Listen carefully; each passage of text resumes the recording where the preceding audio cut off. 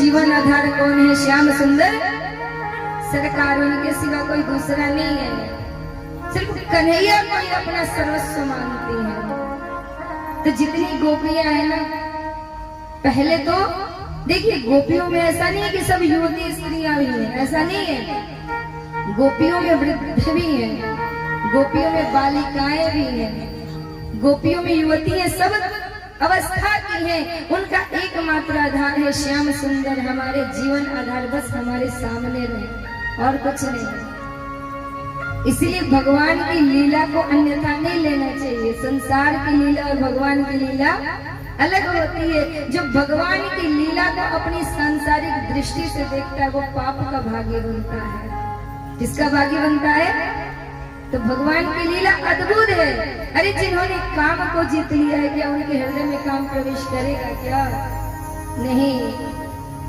तो जितनी भी गोपियां थी ना, वो चाहती थी कि हमें कन्हैया का सानिध्य मिले, हमें कन्हैया का प्रेम मिले, बस हमारे कन्हैया हमारे सामने रहे।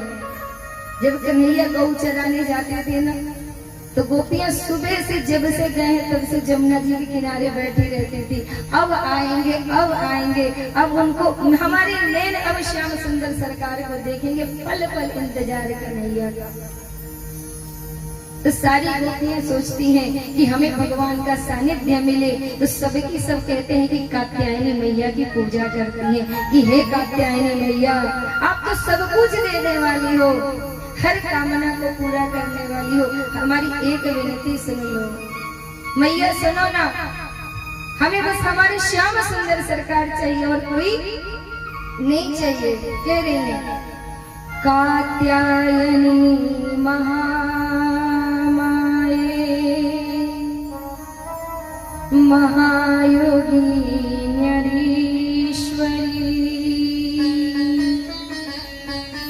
नंद गोपसुतं देवी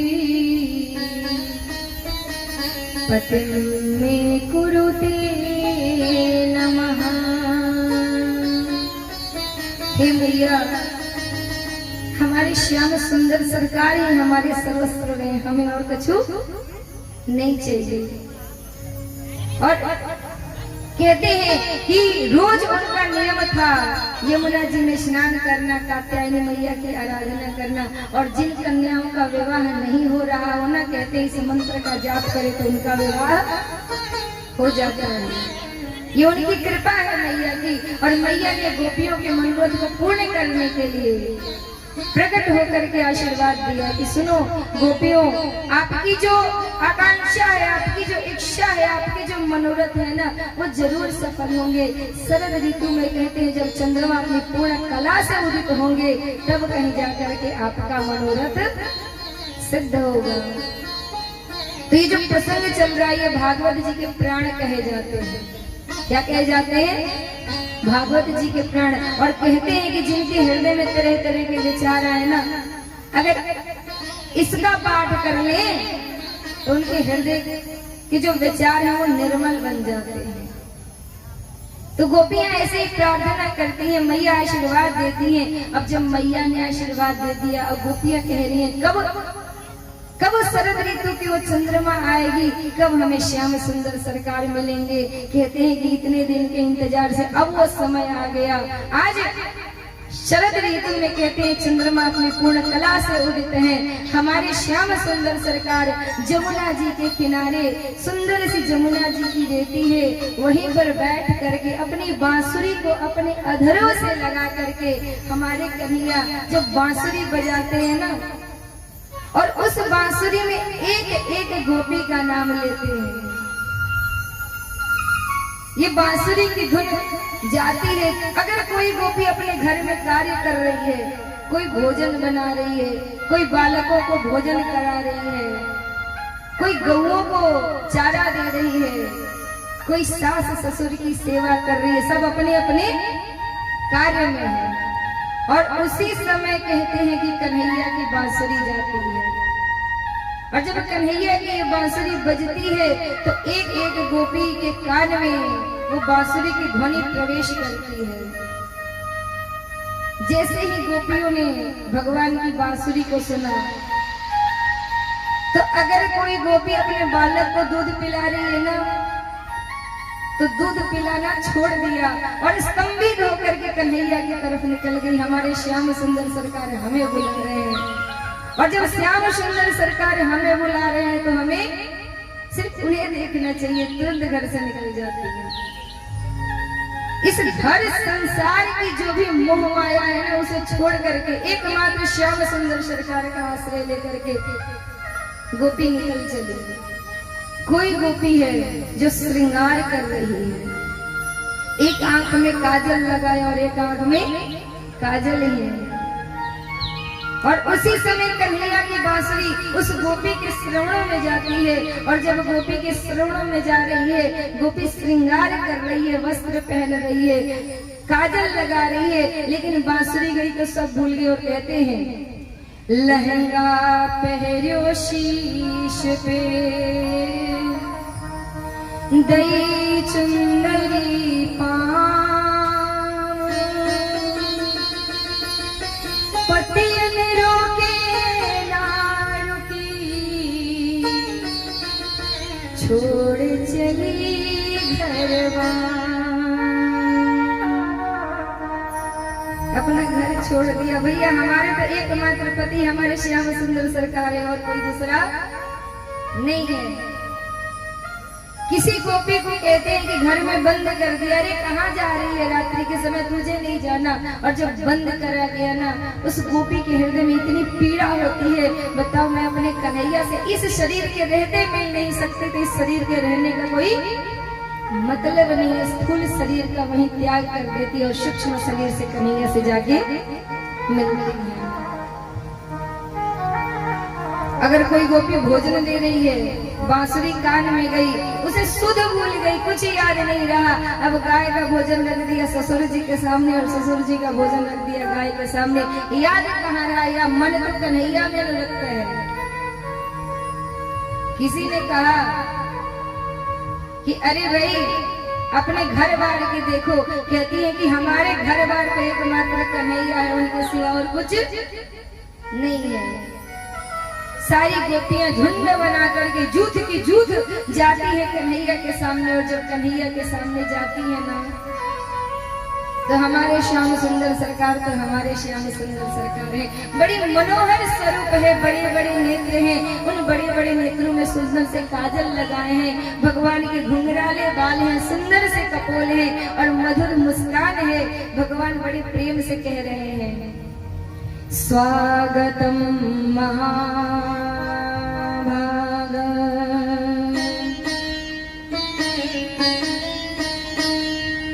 हे गोपियों, तुम्हारा स्वागत है, पर बताओ प्रियम के करवाणी में तुम्हारा प्रिय में क्या करूं? जो इच्छा है सो बताओ।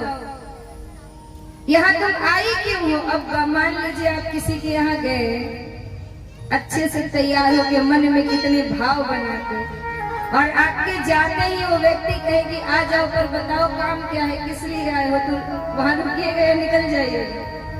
जो भाव है मन में, जो स्नेह है, जो प्रेम है, जिस प्रेम से गए हैं और दरवाजा खोलते ही पूछे काम क्या है, किस लिए आए हो, काम बताओ, तो कैसा लगेगा? अब जब कन्हैया से पूछते हैं ना, तो गोपियों की आंखों से अश्रुपात होने लगते हैं। आंखों में जो काजल लगा है वो बह बह के कपोल से हृदय तक जाने लगता है। कहती है कन्हैया, इस तरह की बातें तुम ही कर सकते हो, दूसरा नहीं कर सकता। अरे तुम तो निष्ठुर हो, तुम्हारे हृदय में तो दया ही नहीं है। और इस बात को कह के ना आपने निष्ठुरता का अच्छा परिचय दिया है। कन्हैया कहते हैं गोपी सुनो, रात्रि में स्त्रियों को घर से बाहर नहीं निकलना चाहिए। अरे घर जाओ, अपने पति की सेवा करो, अपने सास ससुर की सेवा करो। रात्रि में बाहर निकलना उचित नहीं। गोपी कहती है श्याम सुंदर सरकार, संसार के पति को पति तब तक माना ना जब तक आपका दर्शन नहीं होगा। और कहिएगा जब आप सच्ची के पति हमारे सामने आ गए, तो संसार के पति को पति कौन माने? कह रही है ऐसे बर को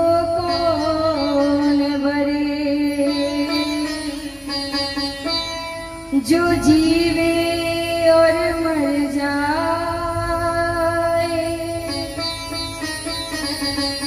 बड़े गोपाल जो चुड़िलो अमरे हो जाए।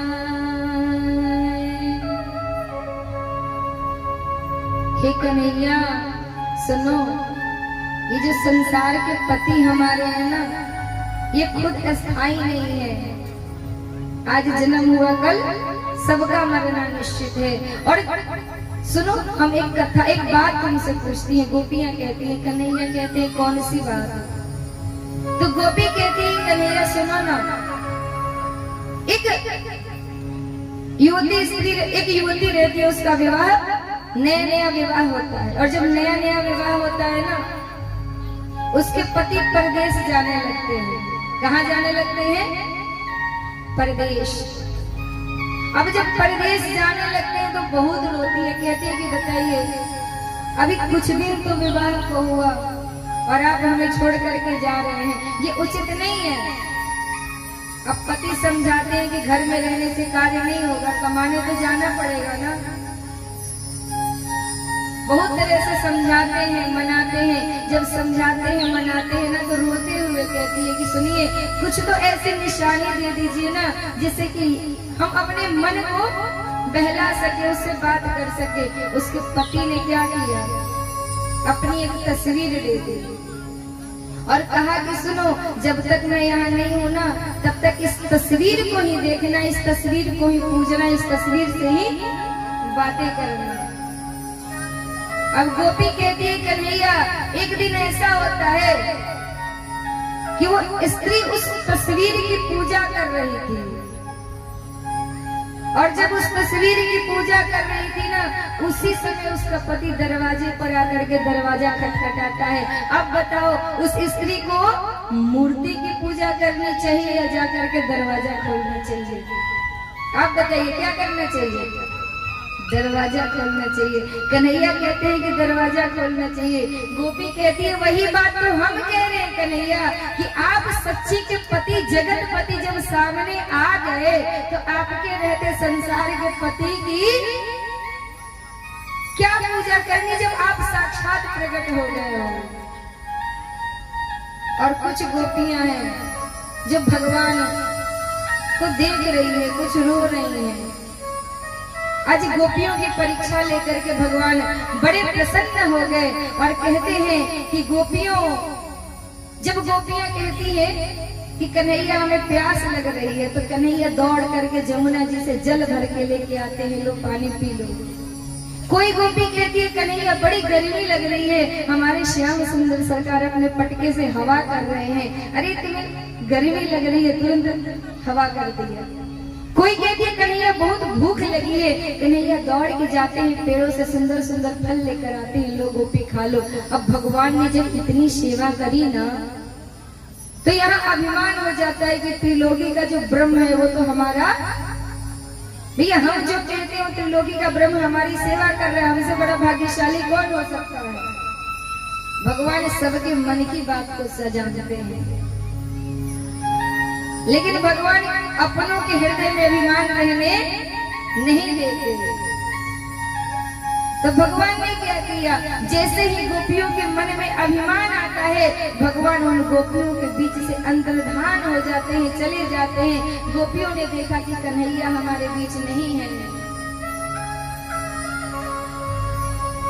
गोपियों ने देखा कि भगवान हमारे बीच नहीं है, तो गोपियां रोने लगती हैं। अब इतनी रोती हैं, भाई जिन कन्हैया के लिए घर छोड़ा, परिवार छोड़ा, सब छोड़ करके आ गई, और वो श्याम सुंदर सरकार बीच से गायब हो गए, तो उनकी पीड़ा का कोई सीमा ही नहीं। अरे कन्हैया अभी तो हमारे सामने थे, अभी हमें छोड़ करके चले गए। अरे तुम निष्ठुर हो, कभी हंसाते हो और कभी रुलाते हो।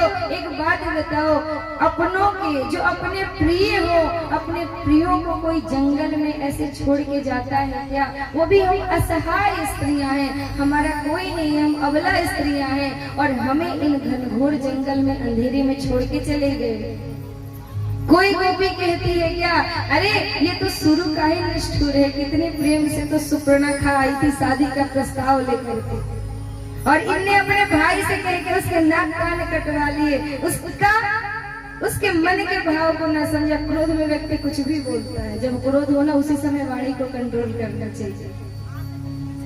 अब कह रहे हैं तरह तरह की बातें। उसके बाद कुछ गोपी कहती है क्या, प्रेम तो बहुत है भगवान के प्रति, अब प्रेम इतना है, प्रेम इतना है कि कोई गोपी ना कृष्ण जी को याद करते करते खुद को कृष्ण समझने लगती है। कहती है क्या कि भगवान ने जैसी जैसी लीलाएं करी थी, जैसे गोवर्धन पर्वत उठाया था, गोवर्धन पर्वत को जिस तरह से उठाया था, वो गोपी अपनी कनिष्ठिका उंगली को ऊपर करके खड़ी हो जाती है। अरे हमारे श्याम सुंदर सरकार ने ऐसे हमें इंद्र के प्रकोप से बचाया था। कोई गोपी पूतना बन जाती है, कोई गोपी कृष्ण बन जाती है। ऐसे ही भगवान की लीलाएं करती है, रोने लगती है, बिलखने लगती हैं, और रोते बिलखते हुए यहाँ गोपियां भगवान को याद कर रही हैं। भगवान की कह रही है कि प्रभु अब हमें ऐसे विकल न करो। कहीं तुलसी जी की क्यारी दिखती है तो कहती है क्या, कच्ची तुलसी कल्याणी, हे देवी आप तो भगवान को बहुत प्रिय हो, आपके बिना भगवान भोग भी ग्रहण नहीं करते हैं। आपको जरूर उन्होंने बताया होगा ना कि मैं कहाँ गया हूँ, अब तो आप बता दो भगवान का पता। कुछ गोपी जमुना जी के किनारे पहुँचती हैं, और जमुना जी के किनारे पहुँच के कहते हैं क्या कि जैसा जमुना जी आपका कलर है ना, जैसा आपका रंग है, जैसा आपका वर्ण है, जैसी आप दिखती हैं, आपके जैसे ही हमारे श्याम सुंदर सरकार का रंग है।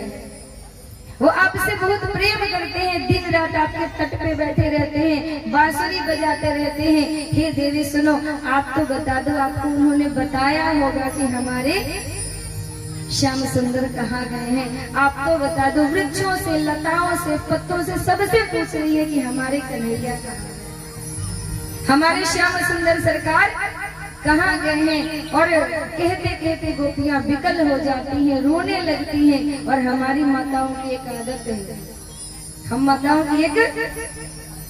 की आदत होती है, जब क्रोध होगा ना या रोएंगी तो थोड़ा तो रोएंगी और थोड़ा कुछ बात कहेंगी। जैसे रोएंगी ना तो कहेंगे मुझे पता था ये बिल्कुल वैसा ही है, फिर थोड़ा सा रोएंगी, फिर थोड़ा दो बात कहेंगी, फिर रोएंगी। मतलब कुछ कहना है और कुछ रोना है।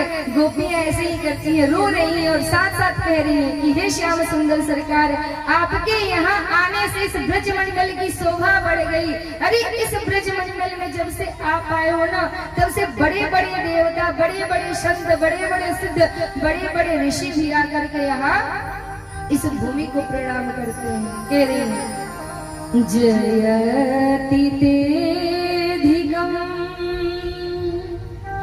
जन्मना ब्रज श्रयते इंदिरा शाश्वत रही।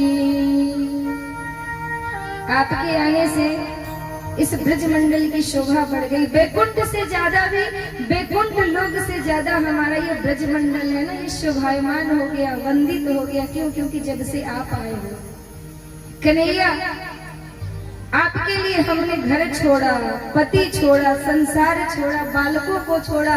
कन्हैया आप जानते हैं कि अपने स्वजनों का जो मोह होता है, अपने घर का मोह किसी से छूटता नहीं है। बड़े बड़े संत भी अपने घर परिवार का मोह नहीं छोड़ पाते, लेकिन आपके लिए मैंने अपना घर भी छोड़ दिया। कह रही है पति सुतान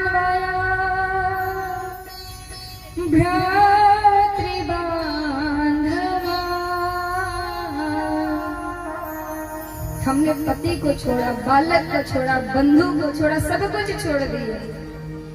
हे कन्हैया, उसके बाद भी आप हमें इस तरह से वन में भटका रहे हो, ये उचित नहीं है।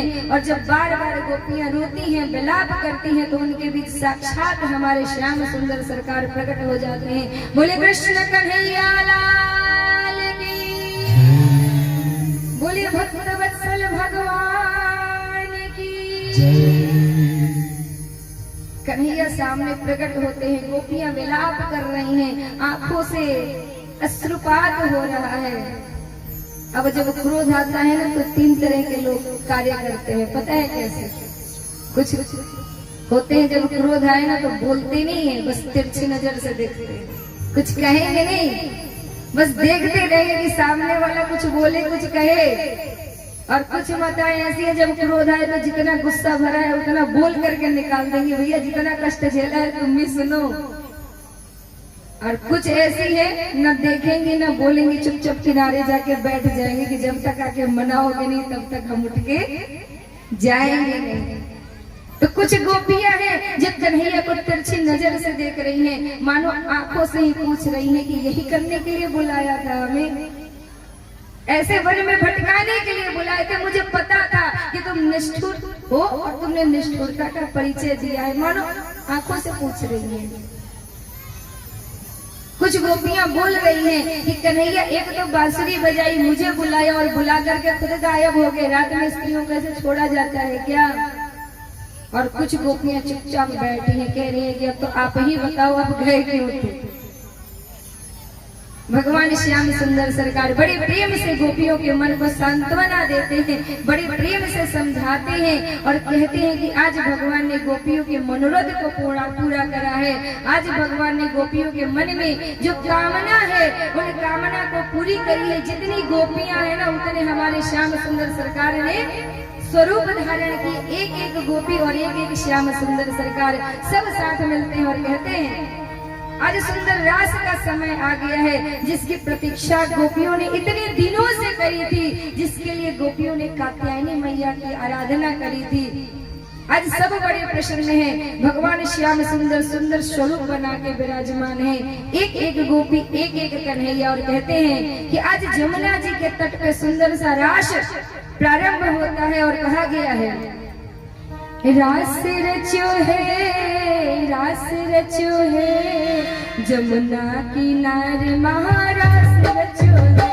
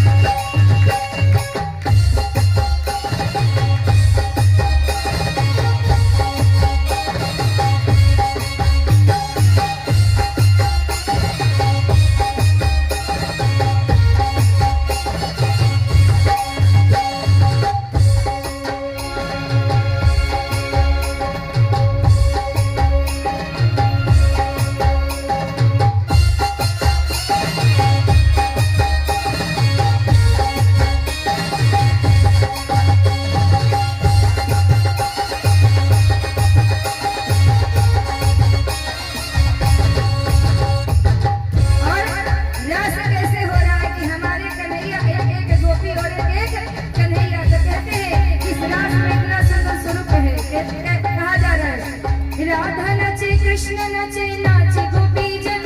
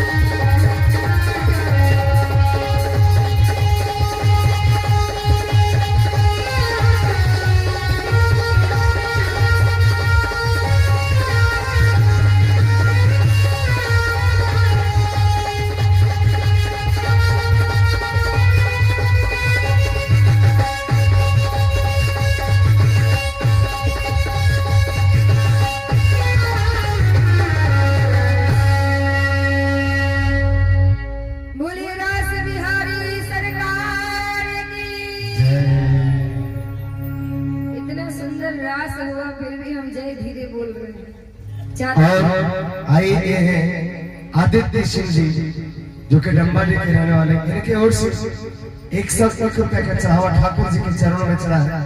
भगवान इनके पूरे परिवार को हमेशा खुशी खुशहाल रखे और अपना आशीर्वाद इस पूरे परिवार के ऊपर बनाए रखे। धन्यवाद। बोलिए श्याम सुंदर सरकार की, बोलिए रास बिहारी सरकार की।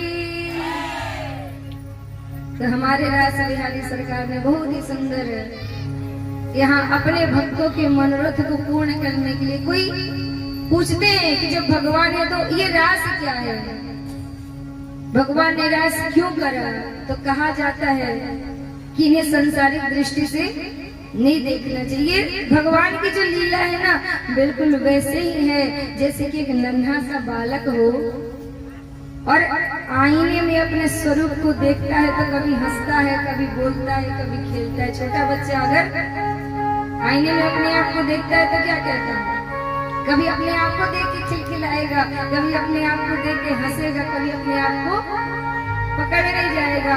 तो यहाँ पर भगवान की जो लीला है ना ये बिल्कुल वैसे ही निर्विकार है। और ये गोपियां भी कोई सामान्य गोपियां नहीं है। भगवान ने जितनी अवतार लिए हैं, चाहे वो रामा अवतार लिया हो, चाहे भगवान ने वराह अवतार लिया हो, चाहे भगवान ने कूर्म अवतार लिया हो, जितने भी भगवान ने अवतार लिए हैं ना तो उनके स्वरूप को देख करके जिन ने भी एक कामना करी है कि हमें भगवान का सानिध्य मिले, तो भगवान ने एक ही बात कही है कि आपका सानिध्य हमें, हमारा सानिध्य आपको तब मिलेगा जब मेरा कृष्ण अवतार होगा। क्योंकि कृष्ण अवतार जो है वो पूर्ण ब्रह्म अवतार है, साक्षात भगवान का अवतार है। राम अवतार में तो भगवान मर्यादा पुरुषोत्तम बने थे, और जब मर्यादा पुरुषोत्तम बने थे ना और सीता जी का हरण हो गया था, उस समय भगवान सीता जी के हरण के पश्चात पेड़ से पूछते हैं कि तुमने मेरी सीता को देखा है क्या। कभी पहाड़ों को हृदय से लगा लेते हैं, कभी पेड़ों को हृदय से लगा लेते हैं, अरे इस पेड़ के नीचे हमारी सीता बैठती थी। कभी पहाड़ों को हृदय से लगा के कहते हैं मेरी सीता अपने कदमों से इस पर चल के जाया करती थी। हाँ सीते, हाँ प्राण प्रिय सीते। तो जिस समय भगवान जिस पेड़ का भी स्पर्श करते थे वो हाथ जोड़ के कहता है भगवान हमसे दूर मत जाइए, हमारे पास ही रहिए। पहाड़ों का स्पर्श करते हैं, पहाड़ भी कहते हैं, भगवान कहते हैं कि देखो ये हमारा अवतार जो है ना ये मर्यादा पुरुषोत्तम अवतार है। जब पूर्ण ब्रह्म भगवान का अवतार होगा तो भगवान सबके होते हैं और मनुष्य सबका अपना व्यवहार को अच्छा बनाए, पर भगवान की तरह मनुष्य नहीं हो सकता। तो कहते हैं सुनो, जब कृष्ण अवतार होगा ना तो आप सबकी कामना पूर्ण करोगे। भगवान ने जब वराह अवतार लिया, पृथ्वी मैया को लेकर के आए, तो श्रुतियां भगवान की स्तुति करती हैं और स्तुति करते करते भगवान पर मोहित हो जाती है। भगवान हम ये चाहते हैं कि हमें आपका सानिध्य सदा मिलता रहे। भगवान कहते अभी नहीं, आप सबकी कामना तब पूरी होगी जब कृष्ण अवतार होगा। तो गोपियां कोई सामान्य नहीं है, युगों युगों से कृष्ण जी का जो स्वरूप है उसको हृदय में धारण करके ये वर्षों की कामना है जो आज गोपी रूप में प्रकट होने पर पूरी हुई है। तो गोपियों को कोई समान स्त्रियों की तरह नहीं समझना चाहिए और भगवान श्याम सुंदर सरकार का भी सामान्य नहीं समझना चाहिए। साक्षात ब्रह्म है और ये जो गोपियां हैं ये बड़ी बड़ी योगिनियां हैं। यहाँ भगवान ने गोपियों के मनोरथ को पूर्ण करा है। अब यहाँ तो भगवान की लीला चली है अपने भक्तों के लिए, और उधर जो कंस है ना वो सोच रहा है कि भाई मैंने एक से एक दैत्य भेजे, प्रलंब बक चारण तृणावर्त इत्यादि सबको भेजा, लेकिन कोई गया तो पर लौट के कोई नहीं आया। गए सब कन्हैया को मारने के लिए, पर वहां से कोई आया नहीं। कंस बड़ा चिंतित है। उसी समय कहते हैं कि एक केशी नाम का दैत्य है और केसी कंस के पास आता है। कंस के पास आकर के कहता है कि महाराज सुनिए, मैं उस कृष्ण को मार के आऊंगा। कंस कहता है कि बड़े बड़े तो आए नहीं और तुम क्या कर लोगे। कहता है कि महाराज सुनिए, मेरा नाम केशी और उसका नाम कृष्ण, तो मैं और मेरा भी नाम क से और उनका भी नाम क से है। मैं तो जरूर मार के आऊंगा कि सब कोई केशी नहीं है, केशी मैं ही हूँ। और केशी जब जाता है ब्रजमंडल में, बहुत भारी गर्जना करते हुए अपने पूछ मात्र से लगता है कि बादलों को विदीर्ण करता हुआ इतनी गर्जना करता है, इतनी गर्जना करता है कि कुछ तो कहते हैं कि कुछ गोपियों के जो गर्भ में बालक है वो भी लगता है कि अंदर ही अंदर मर जाएंगे, विकल हो जाती है। अरे कन्हैया, श्याम सुंदर सरकार, अब आप ही बचाओ। सब ग्वाल वाले सभी गोपियां कन्हैया को प्रणाम करती हैं, उनकी आराधना करती हैं। श्याम सुंदर सरकार, आपके रहते हम पर कष्ट आ जाए, ऐसा नहीं हो सकता, क्योंकि आप हमारे आराध्य हो। आपने बड़े बड़े उत्पातों से हमारी रक्षा करी है, अब ये कौन सा उत्पात आ गया। जैसे सब भगवान की आराधना करते हैं, हमारे कन्हैया आते हैं और आकर के उस केसी के पांव को पकड़ के भगवान ने घुमाया है और घुमा करके तुरंत जोर से पटक दिया है। वो केसी जाकर के वहां उसका गोविंदाय नमो नमः हो जाता है, उसका उद्धार हो जाता है। आज भी वृंदावन में केशी घाट है, आप लोग गए होंगे तो केशी घाट का दर्शन किया होगा। केशी घाट गए हैं कि नहीं? नहीं गए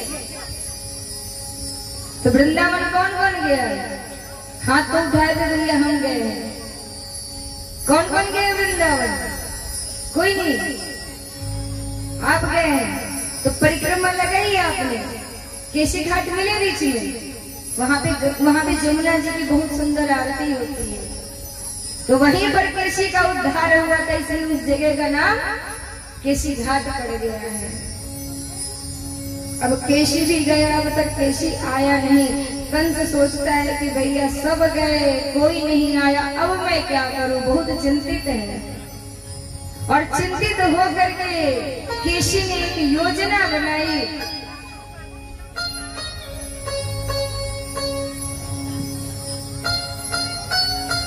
केशी ने एक योजना बनाई है।